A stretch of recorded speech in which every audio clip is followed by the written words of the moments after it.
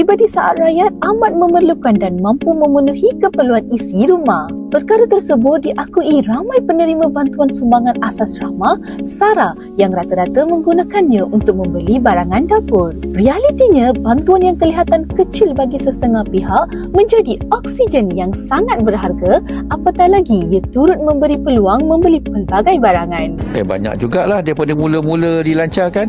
Ini nak berhabis ke 7 tahun lah ni. Berapa makcik kali ni dapat? 100. Kan? So, lepas tu ada sekali 200. Sebab dapat yang makcik pun dapat sekali. Kan? Daripada pelancaran tu lah sampai sekarang lah.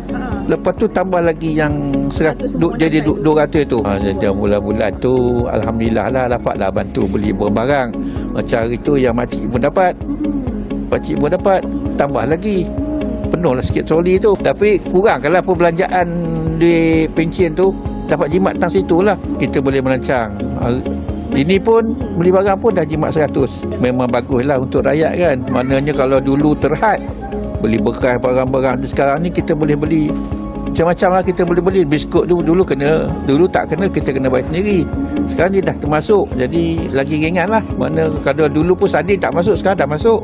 Macam itulah. Mana banyak barang yang dah dimasukkan dalam senarai pakej ni lah. Walaupun 100 orang, tapi dia pada saya amat berguna. Sebab kadang-kadang macam cik kata tadi, kalau macam saya satu rumah 3 orang duduk serumah, so 300 so banyak membantu sebenarnya dalam keadaan kita hari ni kan.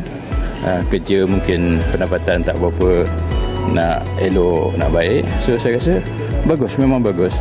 Ikut keadaan, maksudnya kadang-kadang saya keluar tu beli sekali lah, sebab keperluan tu kita tahu kan, so kita beli sekali. Saya rasa memang membantu. Bagus. Kalau kerajaan naikkan lagi pun lagi bagus. Saya 200 tu kita gunakan untuk dapur lah. Terutamanya minyak, beras itu yang keperluan yang paling asal tu, garam kan. Jadi benda ni sangat bantu pada budak-budak yang umur 18, 19 ni.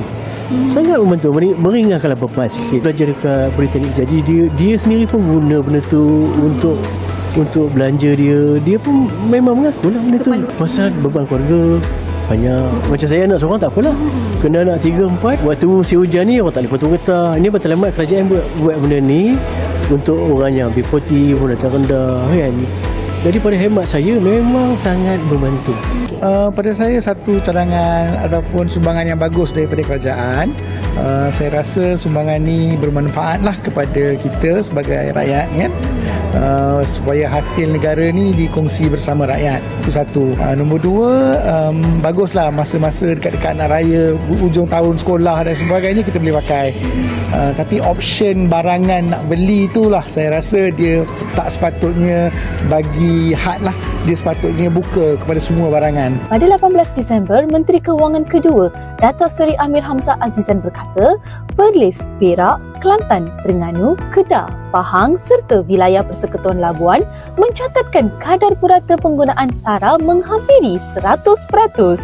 Berikutan itu, kerajaan tidak melihat cabaran besar dalam pelaksanaan SARA setakat ini, biarpun ia melibatkan jumlah transaksi besar lebih 20 juta pengguna.